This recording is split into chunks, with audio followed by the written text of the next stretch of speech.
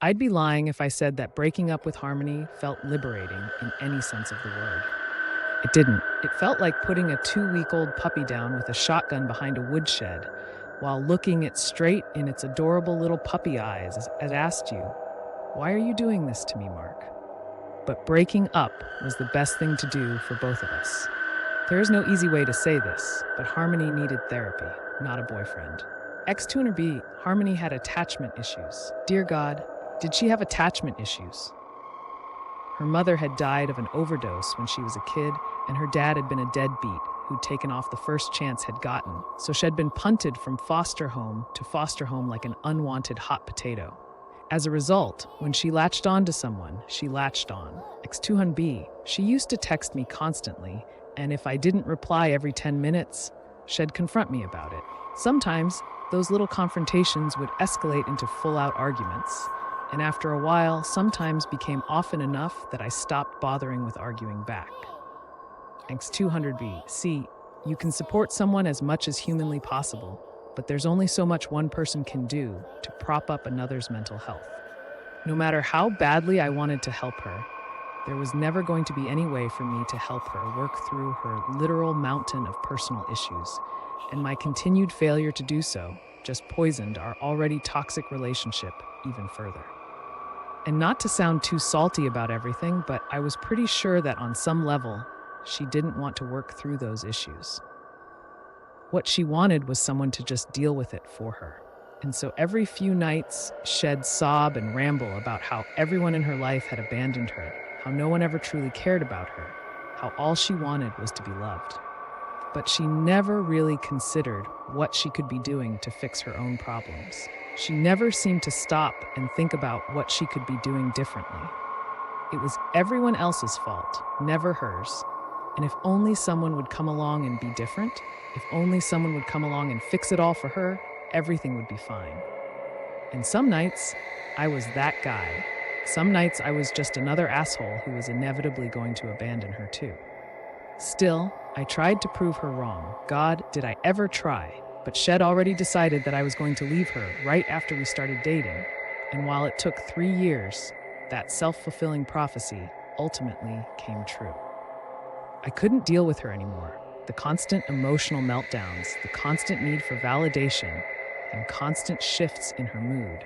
One minute, she could be fine and cuddly and everything would be great. Then I'd say the wrong thing. Mention a TV show or a comic she didn't like. Spend too much time with a friend who wasn't her, and then she'd go off on me. And next 200B, I couldn't keep doing it. I couldn't deal with getting yelled at for not spending enough time with her, because I was the only one in the house with a regular job, since she refused to go out and get one herself. I couldn't deal with her anymore, so I ended it. And Mensuris, at first she cried, bawling her eyes out. Then she got angry, screaming at me, throwing things at me, calling me every single derogatory name in the book. And then, after I'd left to sleep on a friend's couch, came the apologies. She begged for another chance. She begged for me to come back. She sent me nudes, trying to lure me back with the promise of sex. Then the cycle started again, until the length between the messages she sent slowly got longer and longer and longer as she began to accept the reality that we were finally over. Like I said, I hated doing it to her. It felt like drowning my best friend, watching her struggle and fight to save a relationship that I knew had to end. In X200B, I realized that to an outsider, she probably does sound legitimately insane. Most people would probably wonder why I even dealt with her for so long. But our relationship wasn't all bad. We had some good times too. The thing is, with relationships like this, it's hard to just accept all of the problems. You make excuses, you downplay them, you focus on the good, and every time you get yelled at for being the bad guy, you just take it. Because even if you know it's all bullshit on some level, you don't want to invalidate the other person's feelings, because that's what all those bad people who left them did, and you don't want to be one of them. You're supposed to be different. You need to be different.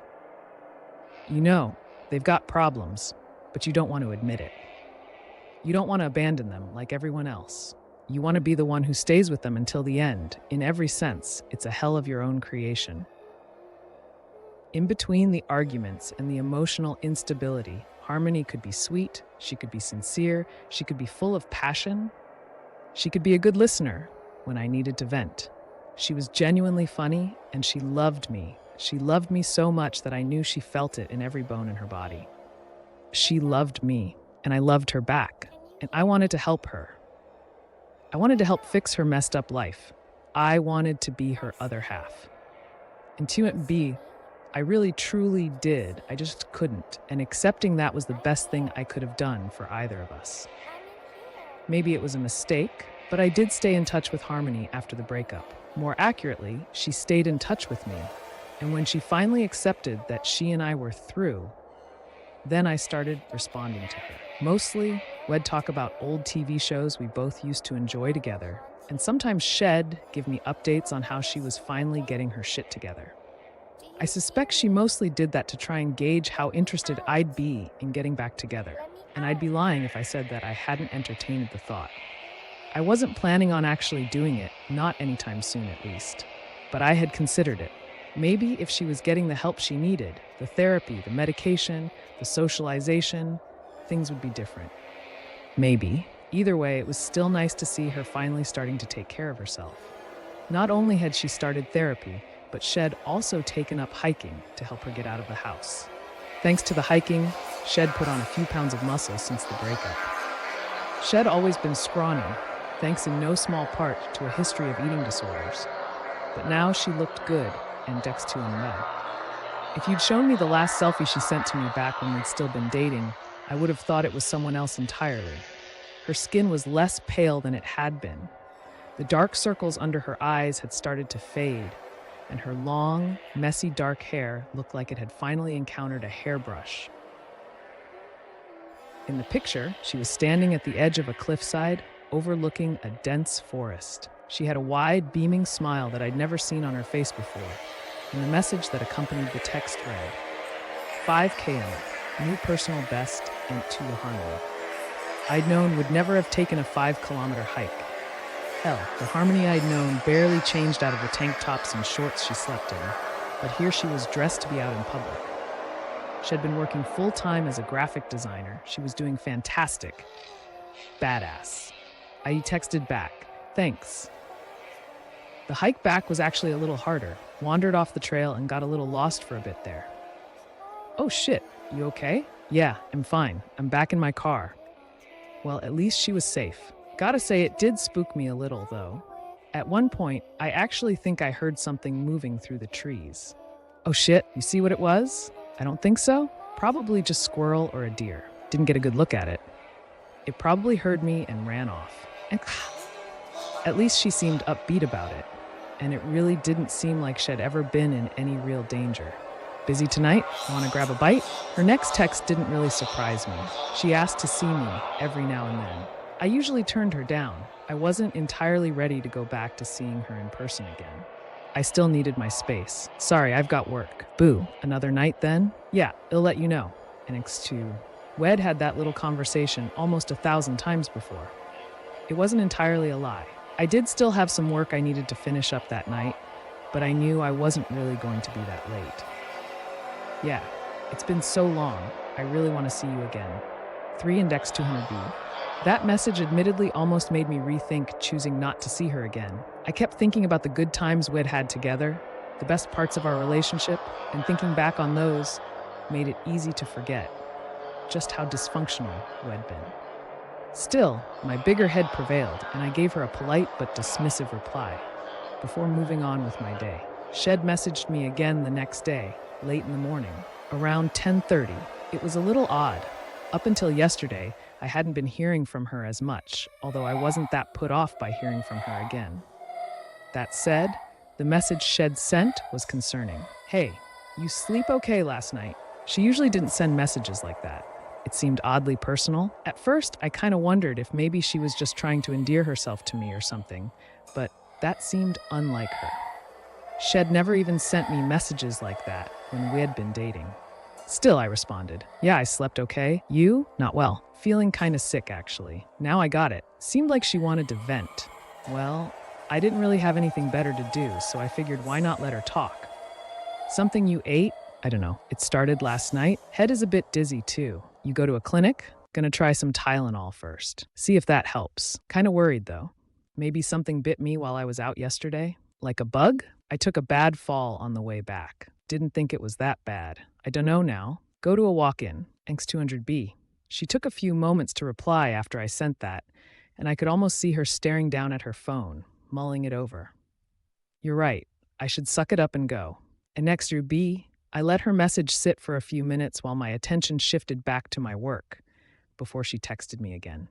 Can you go with me? And I stared down at my phone before sighing. I wasn't dumb enough not to see right through what she was trying to pull here. Can't, I'm working. I'm sorry. She just sent me a frowny face in response. Sorry. I said again, and our conversation mostly petered out after that until later in the day. X200B. She started texting me again around 2. This time, the message read, "Went to the clinic. Doctor says I'm okay." "That's good to hear," I replied. "Maybe you just need rest? Maybe? Go rest and drink water." "I will. I'm meeting someone tonight, though." This wasn't the first time she'd met someone since we'd broken up, although those meetups were few and far between. The fact that she had to tell me about each one told me that she was probably just hoping I'd get jealous. But I genuinely hoped that one of the guys she was going out with would be the one to finally steal her away from me. I wasn't jealous at all, thanks to honor. Well, okay, maybe a little. But it was a small, shameful little pang of envy that I quashed the moment it rose up in my chest. She needed someone who wasn't me. I knew that, and I think she knew it too, on some level. Okay, don't stay out too late. I texted back and left it at that. An X200B. She replied to me saying she wouldn't, but I didn't say anything more to her. It was better for both of us if I didn't take her bait. It was time for her to meet someone else. Maybe that would be good for her. Hell, maybe this would really work out for her. Maybe they'd be a better fit than we ever were. Hopefully, even if it wasn't with me, I still wanted her to be happy. When I woke up the next morning, I had 19 missed calls, 8 voicemails, and about 54 unanswered texts, all from Harmony. Clingy as she used to be, this was a massive red flag. An X200B. Something was wrong, and that knowledge forced aside the grogginess I still felt after waking up. I sat up in bed and skimmed through the most recent ones. X200B, I don't remember last night. I don't see anyone in the house. I think I cut myself. There is blood. I wasn't drinking. I wasn't drinking anything. I just don't remember. I feel sick. Should I go back to the clinic? Mark, I don't know what to do. I'm scared. Immediately, that pit of worry in my gut sank even deeper. I didn't even bother checking the voicemails and just called her outright. The phone rang a few times before she finally answered. Mark, and her voice was low. Almost. She sounded a little out of it. Harmony, what the hell is going on? I just woke up and I saw your texts. What happened last night? Don't remember, she said. Well, what do you remember? What happened with the guy you were seeing? We met at a restaurant. Mark, can you just come over? I don't feel good, keep throwing up. I said yes, without even thinking. It'll be right over. Just try to drink some water, stay awake, okay? It'll be right there. I threw on yesterday's jeans and immediately drove over. Harmony's apartment was a little cleaner than the old apartment we'd shared together had been, although given the state of the place, that really wasn't saying much. An X200B. The place almost looked torn apart, as if there'd been some sort of brawl in there. On the walls, I noticed scuffs and bloody handprints, supporting the idea that there'd been some kind of struggle. But looking at Harmony sitting in the middle of it all, she didn't look as if she'd been part of any kind of struggle. There wasn't a mark on her, an X200B. She sat on her couch, dressed in a loose-fitting tank top and her favorite comfortable shorts, cupping a mug of hot chocolate. There were dark circles under her eyes that looked a little worse than the ones Shed had when we were together. Her skin seemed paler than it had in her recent pictures, and her hair was a mess. But otherwise, she still looked relatively healthy. An X200B. She looked over at me when I came in, the exhaustion still clear on her face. Mark, her voice was hoarse and raspy. She stood up before pulling me into a tight hug. I don't know what happened. I don't remember last night. I could feel her starting to break down, sobbing as I held her close. My eyes shifted toward the bloody handprint on the wall, quietly narrowing.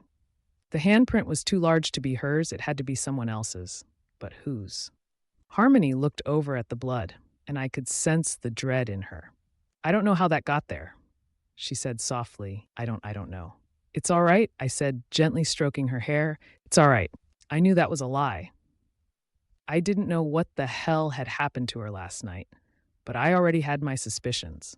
Someone else had clearly been here, and there was only one person I could think of: Harmony's mystery date. An X200, all of the pieces fell so easily into place, a date she couldn't remember. Signs of a struggle in her home, but no sign of the mystery man. It all made too much sense. Whoever Shed gone out with last night must have done something to her. They must have slipped something into her drink, and God and X2B. Judging by the blood, she must have still been able to fight back, but that didn't change what had done whoever he was. I'm sorry, I don't remember. I don't know what in the B. Her voice sounded raspier than usual.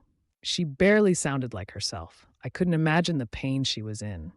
I didn't know what more I could say to her, so I just held her. I'm sorry, I'm sorry, I'm sorry. It's all right, you're all right. I've got you. Without even thinking about it, I made her an offer. Let's get your things, okay? You can stay with me for a few days. I've got you. She looked up at me as if she genuinely hadn't been expecting me to offer that to her. But what else could I have done? Left her all by herself? I couldn't have done that. Not after what I thought she'd been through.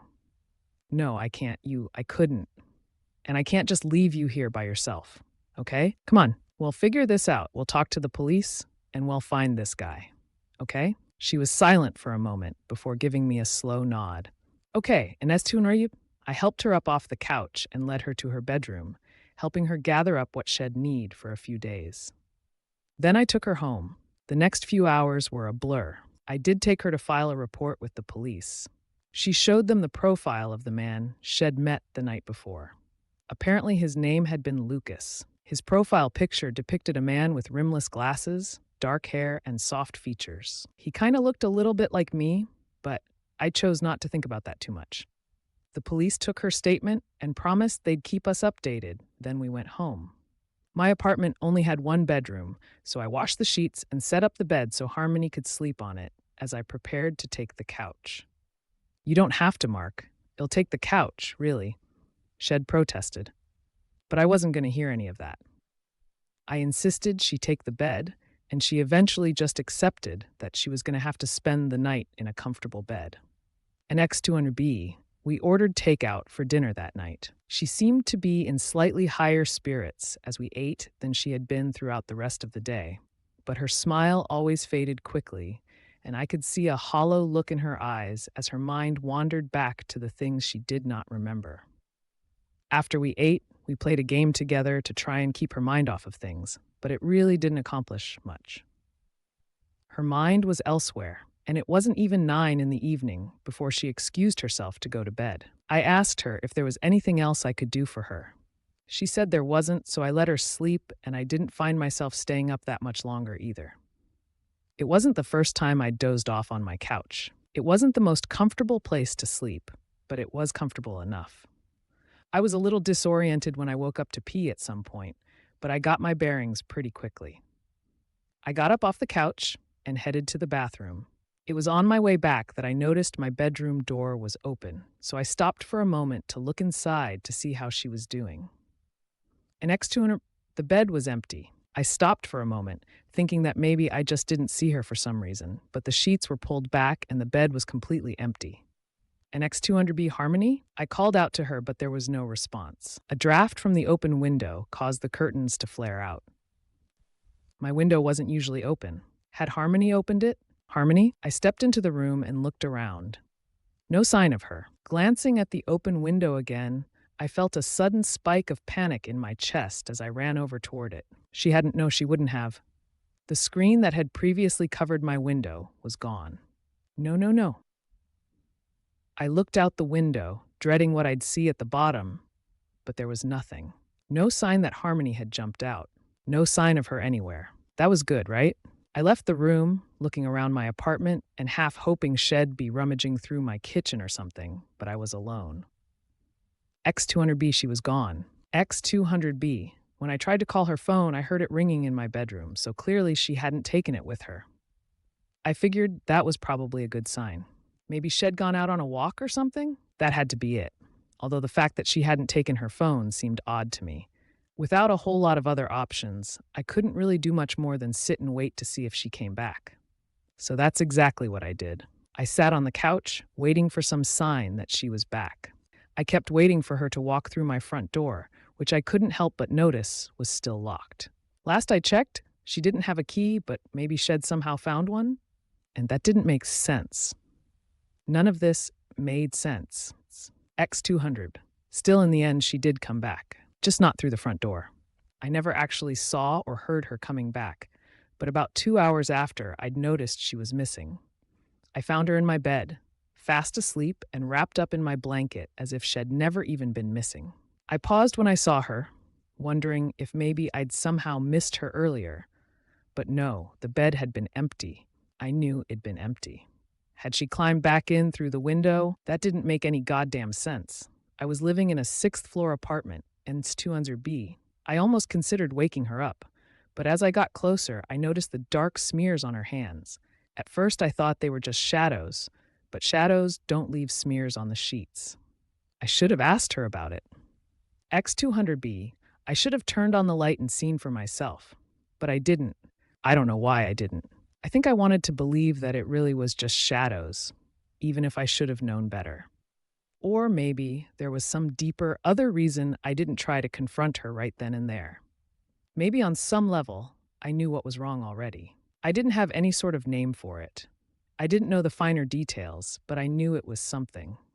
And on some level, I knew what might happen to me if I roused her. And instead, I just left my bedroom. Tried not to think about everything that had just happened and sat down on the couch, pretending that I was planning on going back to sleep, as if sleep was something I was even capable of anymore. The hours ticked past, and after a while I heard her waking up.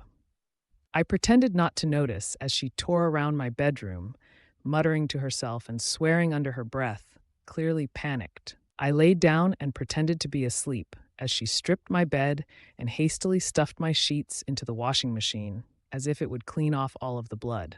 Then I heard her disappear into the bathroom. The shower roared to life, and she stayed in there for the better part of 45 minutes.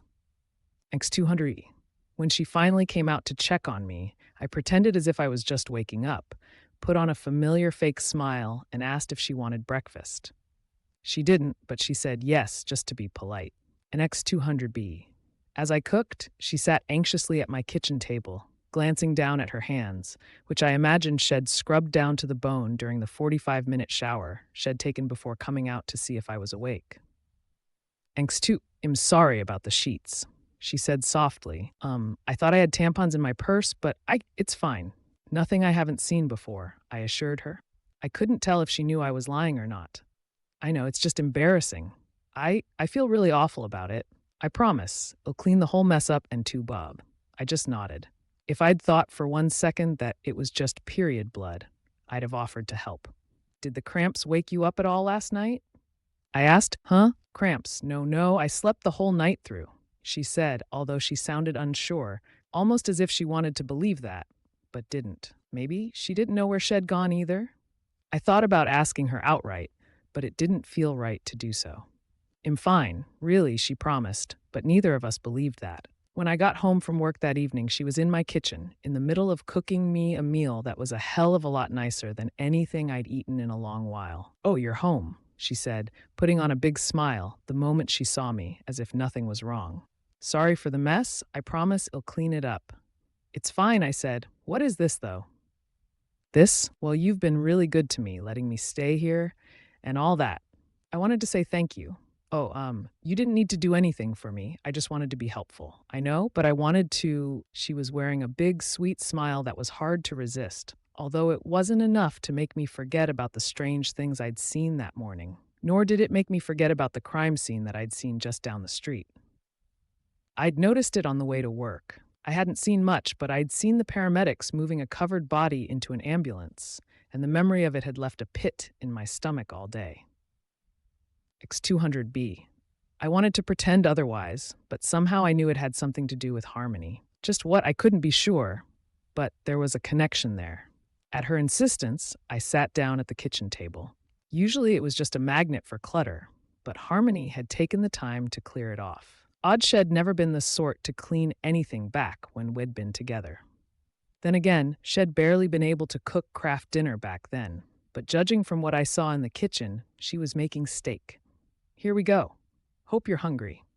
She hummed as she brought out 2 plates, piled high with steak, boiled frozen vegetables, and oven-roasted potatoes. It looks good, I said. Where'd you get the steak? I picked it up, she said. I wanted to do something special for you. She smiled at me, but there was something wrong with that smile. There was something wrong with her. The Harmony I knew had been a mess, and even if she'd been getting her life back together, I'd never have imagined her as being this put together, and in a way she wasn't. She was wearing a nicer dress than usual, but her hair looked messier and more unkempt than it ever had before. Her smile seemed a little too wide, and the way she moved, she seemed out of it. Her eyes seemed glassy and far away. I would have asked if she was high, but Harmony was never the type to use drugs. No, this felt like it was someone else entirely. Someone other than Harmony. "S'mon, eat up." She said, "I made it just for you." I looked down at the steak before cutting into it. The meat was practically raw. Not blue rare. Raw. "It looks good, right?" she asked. I looked up to see that Shed already devoured half of hers. "Oh, wow, you were hungry," I said softly. "Yeah. My appetite's been weird ever since that hike the other day. It's funny. There's parts of it I don't remember. I think I ran into someone, but..." She shook her head and changed the subject. "Hey, aren't you going to eat?" I looked down at the steak again before taking a bite of it. There was no seasoning on it, but I forced myself to keep eating. "The night you met that guy, Lucas, were you hungry that night too?" I asked, swallowing a gory hunk of raw beef. "Yeah, really hungry," she said. "And last night too, but I didn't want to bother you with it." "Right," I replied absent-mindedly. "So going back, you said you met someone in the woods, right? Do you remember anything about them?" "I just told you I didn't," she said. "Nothing at all?" She seemed to think for a moment. I think I remember that I was bothering him. Him and his friends, I don't remember their names, though." She shook her head. Whatever it was, she didn't want to get into it. "It doesn't matter. Are you done eating yet?" She looked at me, and there was a hunger in her eyes that was both familiar and disturbingly alien. I'm not hungry," I stammered. "Well, we can reheat it," she said, her voice lower and more sultry than before. I really do want to thank you, properly, Mark. I've been waiting all day for you to get home. Do you ever miss me? Do you ever miss the way we used to be?" She stood up, quietly stalking closer to me like a cat about to pounce. I tried to get up and get away, but she planted herself in my lap. "Come on, you have to miss me," she said, her voice low and breathy. "I miss you and miss your aid." She kissed me deeply on the lips, and I pushed her off of me, stumbling out of my chair and putting a few feet between us. No, I can't. I don't want to liar," she teased. "I know you want a piece of this." Thanks to be. She tried to get close to me again, but I forced her away. I said no. I saw rage flash through her eyes. "What? Why are you looking at me funny? I'm still me. I just feel better.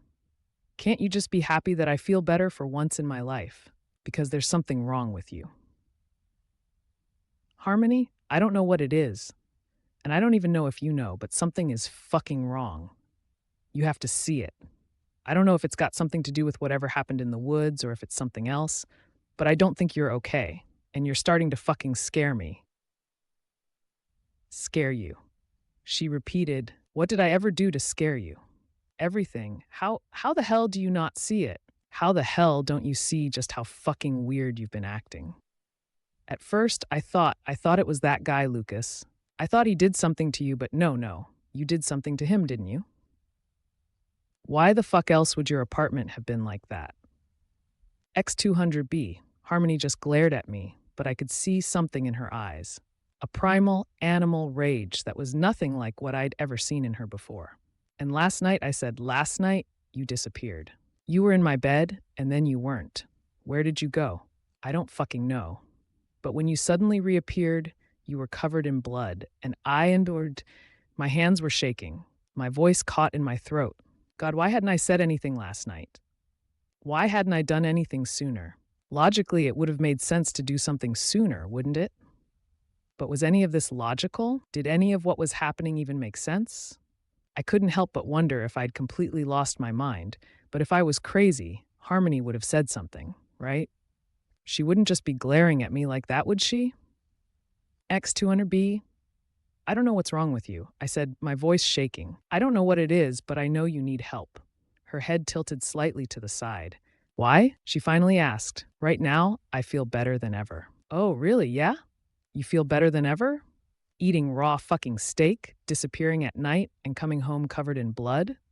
You feel better, I snapped. Whatever the hell is going on with you, Harmony, it's making you sick in the fucking head and stacks to Tunner.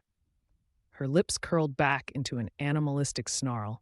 She moved toward me, and as her eyes met mine, I saw that there was no trace of the girl I once knew in there. It wore her face, yes, but whatever was coming toward me, whatever I'd been trying to get through to, it wasn't Harmony. She lunged for me, almost like an animal. I grabbed her and pushed her aside before lunging toward the kitchen table and grabbing one of the steak knives. Get the fuck back, I stammered, although the thing that looked like Harmony didn't listen. It just threw itself toward me again, tackling me to the ground, and on instinct, I drove the steak knife into her stomach. Thanks 200B, as soon as I heard her pain scream, I felt a deep horror overtake me. I pushed her off and scrambled away, watching her writhe in pain on the ground.